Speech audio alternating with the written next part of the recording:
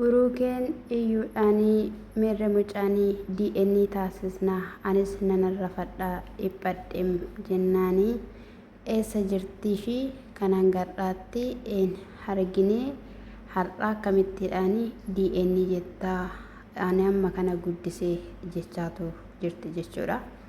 Ashamaa akkam jirtu hordoftoonni kiyyaa marti keessan siniin jecha iyyuun kun jechuudha jireenyuma Aimii fi Buruukee jeequudhaaf jechuudha kan ishiin kana uummatteetu jirtu jechuudha.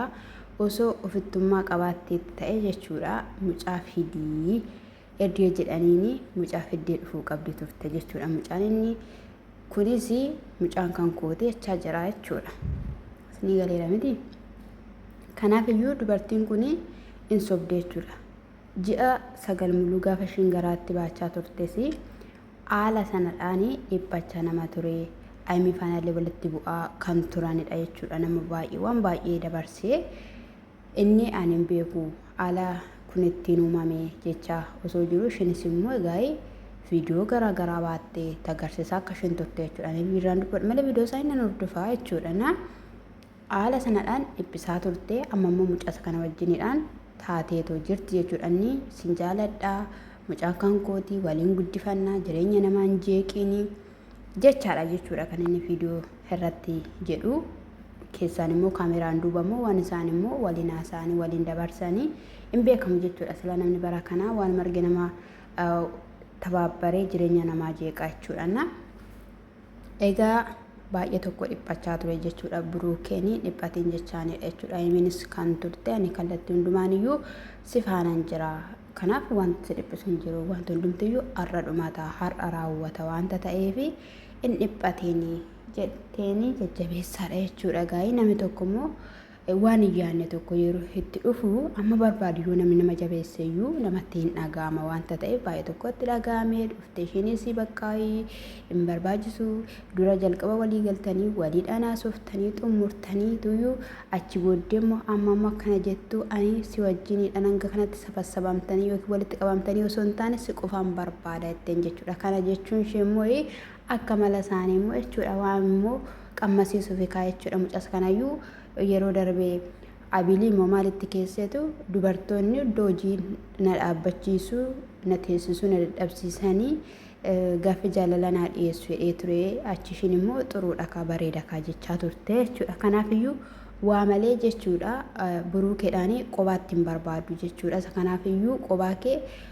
achitti argamuu hin qabdu jechuudha Buruukeen jechuudha. Waan immoo sila qabte immoo ganaa immoo jireenya kee jeequuf jechuudha. Ishiin isa kanadha jechuudha. Waanuma Aimiin bira jirtu iyyuu ishiitti fakkaanne jechuudha. Waan qobaasaa jiru wayiitti fakkaate akka bakka barbaadetti haasawaadha jechuudha kan isheen turte jechuudha. Wanta akkanaa kun sirrii miti jechuudha dhugaa dubbachuudhaaf.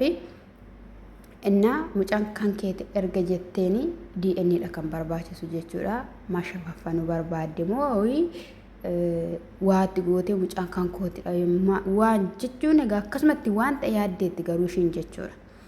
Egaa inni biraa immoo nama baay'een qabadee dhufee baasawee jechuudha. Toora tooraan isinitti himaa Biinii fi Abbuushaa jechuudha. Isaanis dhimma Roottaa fi Abiraam irratti haasawaadha kan turanii dhaggeeffachaa ture. Egaa bilbila koala godheenaan erfoonii bultoota sana dhaggeeffadha waan ta'eef iddum tokkottaan isinitti himaa isiniin jedha gaa'ii. Namoonni afaan Oromoo qofa dhagaan jiru gaggalateeffatu waan ta'eefanii kanaafidha. Maal jedhan laata wanta jedhaniif jechuudha. Isinii galee miti qaaliiwwan kiyya. Innaa Biiniinis wanti ta'amaa jiru baay'ee tokko nama gaddisiisa. Hundumtiyyuu anatu mirga qabaadha anatu mirga qabaadha. Roottaanis Ermeellaa akkasuma Deef Busiyyee wantumti isaayyuu namaaf hin galu. Haa ta'uyyuu malee amma garaa maatii akka Abiraam deemamuuf taasifameetoo jira. Taasifamee wanta jiruuf Abbuushaan beellameetoo jira jedhee jechuudha. Abbuushaanis yeroo kanatti hin dhufe jechuudha. Maal jechuudha Abirahaamii takka Ermeellaa biraa takka Roottaa biraa takka immoo maatii biraa jechuun maal jechuudha jedhee namni tokko yookiin immoo dhiirri tokko erga gaa'ilatti galeera ta'e gaa'iluma isaa bira taa'aa yoo bashannanes immoo haadhuma manaa fi ijoollee isaa yookiin daa'ima isaa faana bashannana maleedha. Maayiniin akkanaayi maalidha wanti buziyyeen hojjettus anaaf naaf hin galle wanti deef jettan sunis naayi Ermeellaan sunis immoo maalidha wanti hakkanaayi obboleettii koo shii bicha yoo fayyadamteedha kana jechuun isaayyuu kuma tokko isa jedham yoo fayyadamteetti ta'ee nama baay'eetu toora galee harkaan lafa harka qabatee simatamte obboleettiin keenya kanaaf hiyyuutii wanti akkanaa hin barbaachisu Abrahaam akka maatii isaa bira hin deemne jennaani egaasa kanaa ati jireenya Abrahaam keessa galuu hin dandeessu yoo danda'amaa ta'e ta'e jireenya Ruutaa keessadha kanatti galuu dandeessu malee dhayi obboloota cala itti dhiyaattu sammuunsa baay'ee dhiphachaa jira waan ta'eef gara maatii deemee tasgabbaa'uu isa barbaachisa kanii inni jedheen jechuudha kanaafiyyuu yoo achi deemeera ta'e yoo maatii bira deemeera ta'e Abrahaam yeroo deebi'utti Ruutaadhaan heerumsiisneetu kanii ishee argachuu danda'u jedhe jechuudha baay'ee bareeda dhugaa dubbachuuf baay'ee bareeda jaarsaas barbaadaa fi jaarsummaas ta'a heerumsiisa bakka heerumsiisuu fuusisuu wal dhabsiisuu waan baay'eedha mitiiree kanadha jechuudha isin yoomumayyuu yoo gara addunyaa kanarraa gara addunyaa lammataa sana deemtan malee jireenya Ruutaa fi jireenya Abrahaam gadi dhiistu jechuun abjuudha sijjamar abjuudha jechuudha na automaaliyyuu walitti isaan dhufanii akkasiin diddanii burjaajessanii gargar baaftan beekamaadha jechuudha beekamaadha kun jechuudha na isa kana dhagaa amma bakka dhiiraa miti kan dhaqu bakka dubartii miti kan dhaqu haadhaaf abbaa bira dhaqaa haati yaaddoo keessa jirti tiriitii gootii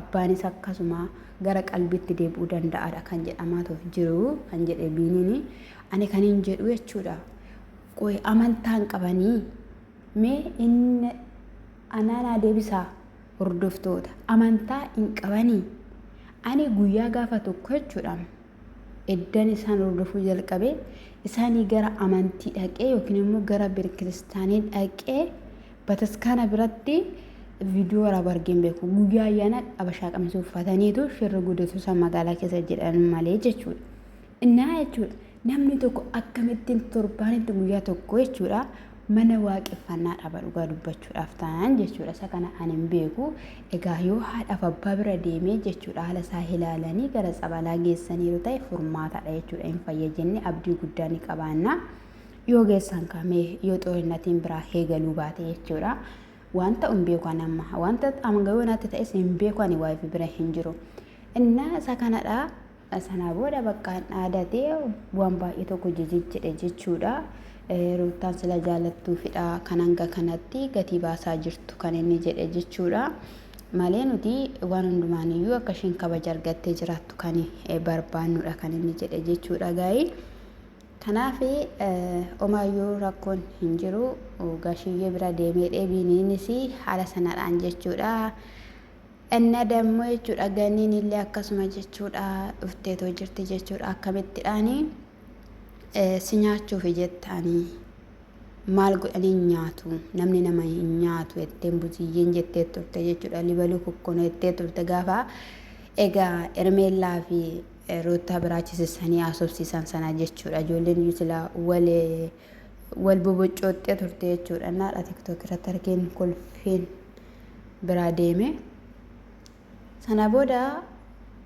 Ruutaan hin kuftu jette Ruutaan hin kuftu hin jaalatti abbaa ilmoo isheeti yoo ittillee yoo samanaa ishee tarsaastellee abbaa ilmoo isheetiiti wanta ta'eefi wanta barbaadde gochuu ni dandeessi akka barbaadde gochuu ni dandeessi isa kanaafiyyuu Ermeellaa ati dhiisitii keessaa bahii Ermeellaa faana taatanii Ruutaadhaan kan achi isin dhibdanii fi maalidhaafi kanii ganniin jechaallee turte jechuudha egaa asitti jireenya eegalame jireenyadha jedheetu diraamaas haa ta'u fiilmii hin beeknu nuti jireenya jedhaniitu kan itti jalqabanii jireenya kooti jetteetti isheen wajjiniin dhama'aa jirti jechuudha isa kanadha dhukkubsachuusaa immoo barreerraa hidhattee itti hojjatte turte irratti kana goote Ruutaa ni jettu. Inna Hermeellaa'oo maaliif hin jettanii nuun jette. Asirratti gaaffii guddaan natti ta'e iddoo ishiin akkas jettetti. Kan innaa kan Ruutaa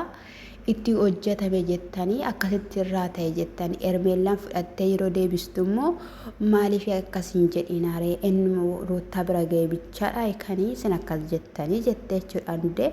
Garaagarummaa hin qabu akkamittiin akkas jenna. Namoonni tokko tokkos immoo sa'aatii irratti jechaa ta'u kan isaan jiran sa'aatii kanii ishiin itti deebistee isuma duraati gaafa ifaan itti kennu na argitaa yoon sa'aatii kana karaa ta'een ta'ee yoonii itti deebisuu baadhee kennaan ani sii kenne malee saayii ergasiiyyuu ati Ruutaa kana turteetta homaa tokkollee hin qabu. Kanii ishiin jetteen itti waan ta'e gooteetu natti kennite iddina ofirraa baasee nagaan argadhe jedhe Abiraam gaafsan akka isaan jedhanii itti wanta jedhuuf jechuudha. Kanadha ishiinis egaa nuti waan baay'ee jenna hordoftootatti akkatti ishiin nutti jababaaftu nuti maal isinii goona akkasin fiddan akkasin akkana baaftanitti jechuudha. Dubartiin tokko gaafa gaa'ela ishii diiddee jechuudha sibsib jetteet yookiin akka duriitti mana warra ishiititti galtee qe'ee warra ishiitii teesseet achii booddee jechuudha namni namaadhaan ilaalamtee gara gaa'elaatti seenti ijoollee ishee mucaa ishees fudhattee yoo ta'e yooma warra ishii bira geessees jechuudha. Inni kun garuu akkas hin taane jechuudha. Sinii galeera mitiidha saayii. Inni dammoo duratti calin jettan turtan gennaa Abiraamii fi Ruutaa wanta tokko godha yookiin immoo viidiyoo waraaban calin jettan har'a yoo isaan hojjetan yoo ta'e boru ganaman dhuftu turtanii jechuudha. Samoona kana garuu jechuudha duutanii baddanii torbaan tokkotti namni tokko jechuudha akkana ba'a jechuudha. Kun immoo maaliif iyyuu siniyyuu maaliif cal jettan nuuf iyyuu gaaffidha. Nu inotoo nyaqnyaqettee nun arrabsiin jechuudha. Isa kanadha jechuudha. Inni biraammoo haadha Alaazar ishii maraatitti ibditti sana jechuudha. Guyyoota muraasa wayiitiin sun uffee jettee ragaa jettee turte jechuudha. Har'aa ofii isaatii Alaazar waan hiikamee fi dhaqee jaartii kee baase. Jaartii kee gaafa baasu jaartiin barattee baate osoo hin taane ibidda uffattee baate jechuudha. Waaqayyo jechuudha. Amaatii akkanaa jechuudha sanyiif zarii keessan irraa haa qabu dhugaa dubbachuuf jechuudha. Jaartittiin jechuudha ani maal akka ishiin taate hin beeku si jammarii akka dubbachaa turteetti gaa'ela ishee akka diiddee dubbatteetti jechuudha. Waan ofii ishiitiif gaa'ela diiddee gaa'ela keessa hin jirreef sarraatanyaadhaan waan ijoollee ishee achitti guddisaa jirtuuf hawaasaatti guddisaa jirtuuf asii mucaasa kana jala waanta deemtuufi kan ishii kanaas akkasumatti akka diigamu barbaadde jechuudha. Yoona kana mucaatti kaate Alaazaritti jechuudha. Itti fokkortetti dhaadattee dhiiran taatu ati du'een badagaa isa kaleessaa maal argitati xurinnatiin amma heegala nanajjeesa itti maallan ta'a jetti waami sana hiisise obboleessa tabiyyoo sana jetti ennaanni dhufu jechuudha mungullaadhaan baateetti kaatte jechuudha. Innis egaa calleedhee kootisaa itti kenne yeroo kana keessatti lachan keessaniyyuu in argattu guddaa keessanii jechaa jechuudha.